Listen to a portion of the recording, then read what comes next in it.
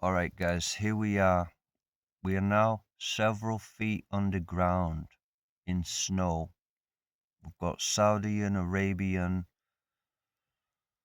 freedom fighters with Chinese rocket launchers, poised and waiting for the Russian invasion. And a handful of us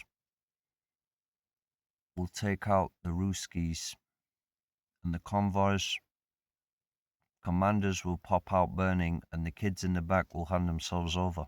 Now, this is where we've got closest to tonight. Is basically, let's look at the Hamas situation and why the Palestine-Israel situation kicked off to start with. According to what the story is, according to what you believe, there was a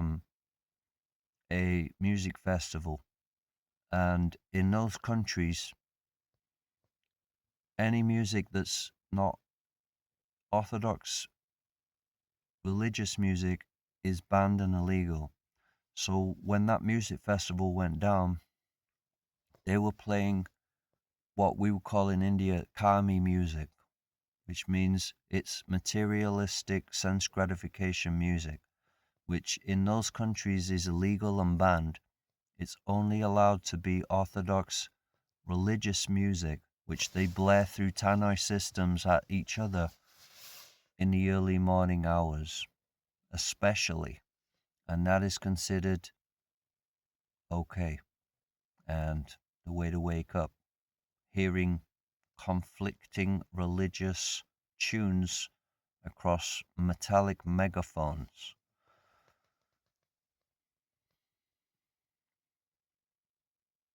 Now, Danny Minogue sings on I Begin to Wonder. I walk down the street calling out your name. I'm assuming that's a holy name. So Danny's mixing it in. And in another lyric on that same song, she sings, I'm so over you. And she does every weird position that possibly Maya Devi would hypnotize Haridas Thakur in that video as well. So it's a whole mixed bag these days. So how does it work? What's going on?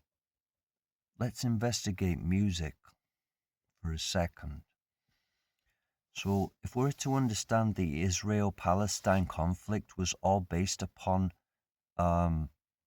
the wrong kind of music being played, and only religious music is allowed in that country, and once non-religious music was being played, Hamas paratroopers flew in, firing automatic weapons to make it better.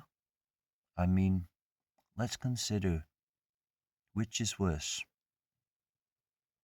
Sexy, open-minded proclivity, or shoot to kill on random festival goers and create a bloodbath. Just tell me which one sounds more extreme, or who are we protecting, and what are our examples for a higher moral, you know what I mean? Right. Before judging and going them guns blazing, which one is better or not? Whether you like it or, we've got this brand new and open Gita, which speaks about karma yoga. Now, is karma yoga the same as karmic music? What if I was to play karmic music with devotion? What if the people at that music festival were playing karma yoga music with devotion? Let's say it was, you know, speaking of the activities, but the intention behind it was like Krishna's telling Arjuna, you know, give up everything, but it depends what your intention is, Arjuna. So I don't know where I'm going with this. This is just a few little ideas for you. Um, do you believe in countries that it's only religious music allowed? Otherwise, we're going into a full-scale hardcore annihilation, and we drop every block until nobody survives anymore? Is that a worthwhile solution? Or let's think about like in the future, like in the mega cities, when the entire area, I mean, all the countries of the world have nuked each other, and everyone's living inside mega cities packed in, and you can't go into the radiation desert to go on holiday. Everyone's trapped in the mega cities forever. It's too dangerous to leave the furnaces that are on the outskirts and stuff. So if somebody plays the wrong music in the skyscraper building next to yours, does it go into block wars and just indiscriminate fire on loud music played at random times of the same day or night because there is no sun to tell whether it's day or night anymore? And it just goes into crazy block wars. Or what's your suggestion? There's not much time now, guys.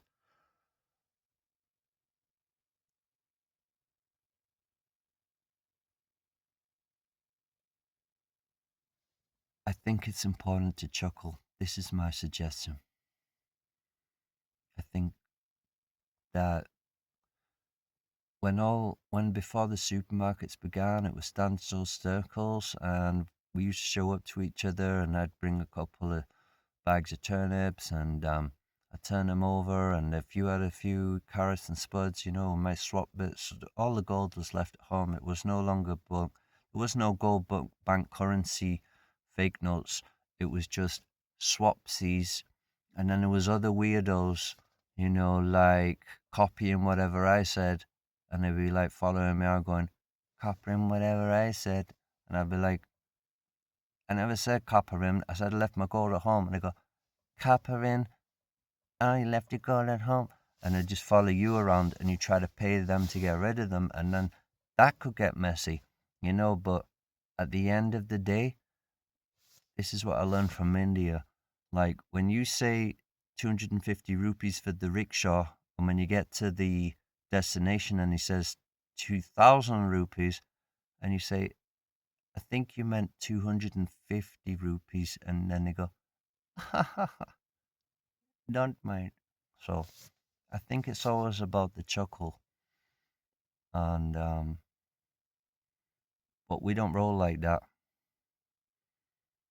Our word is our bond,